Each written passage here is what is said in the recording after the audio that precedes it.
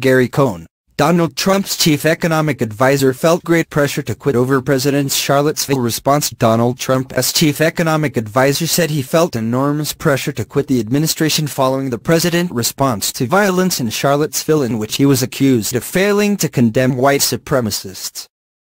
Cohn, who is Jewish and who joined Mr. Trump's administration after serving as CEO of Goldman Sachs, said he felt compelled to resign after the president placed blame for the violence on all sides, but also felt pressure to stay and work for the country. One report said he went as far as drafting a resignation letter. "I have come under enormous pressure both to resign and to remain in my current position. As a patriotic American, I am reluctant to leave my post," he told the Financial Times. "But I also feel compelled to voice my distress over the events of the last 2 weeks. Citizens standing up for equality and freedom can never be equated with white supremacists, neo-Nazis, and the KKK." Mr. Trump faced widespread criticism following the violence that left a young woman dead and up to 20 people injured. The clashes took place as scores of white supremacists and neo-Nazis gathered in the Virginia college town to protest over plans to remove a statue of Confederate General Robert E. Lee. They were met by dozens of counter-protesters. Mr. Trump issued a series of shifting statements, reportedly prodded by his most senior advisors and members of his family, including his daughter, Ivanka, who converted to Judaism in order to marry Jared Kushner. Mr. Trump's daughter and his son-in-law have senior advisory positions within the White House. Yet Mr. Trump reopened the controversy during a wild, unscripted press conference last week in Trump Tower, in which he reverted to his original position and also defended those seeking to protect statues of controversial figures such as Lee. In the interview, his first public comments on the issue, he said it was essential the White House learned from the controversy Mr. Trump's slow and flailing reaction had created.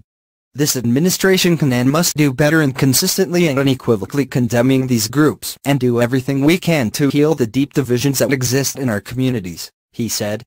The newspaper said the 56-year-old Mr. Cohn, who with Treasury Secretary Steven Mnuchin is heading a push to enact tax reform, seriously considered resigning, according to his friends, but opted to remain after speaking with the president.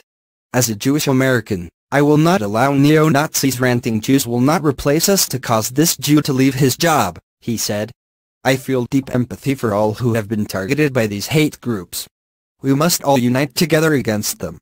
Mr. Mnuchin, who is also Jewish, was similarly pressured to quit, including from his classmates at Yale University, who issued a public letter. While he condemned racism, Mr. Mnuchin defended the president. "I feel compelled to let you know that the president in no way, shape or form, believes that neo-Nazi and other hate groups who endorse violence are equivalent to groups that demonstrate in peaceful and lawful ways," Mr. Mnuchin said. Mr. Cohn's comments come after business executives advising the president decided to resign from 2 consultation bodies following the Charlottesville controversy. They were concerned about the impact on both their employees and their customers. The members of an arts advisory body also resigned, while 4 senior generals representing different branches of the armed forces used Twitter to denounce racism and bigotry and insist it had no place in the military. The FT said when Mr. Cohn was asked if his decision to remain in the administration was somehow connected to the recent firing of Steve Bannon, the populist chief strategist with whom he had frequently butted heads, he said, "No, my decisions are my own decisions."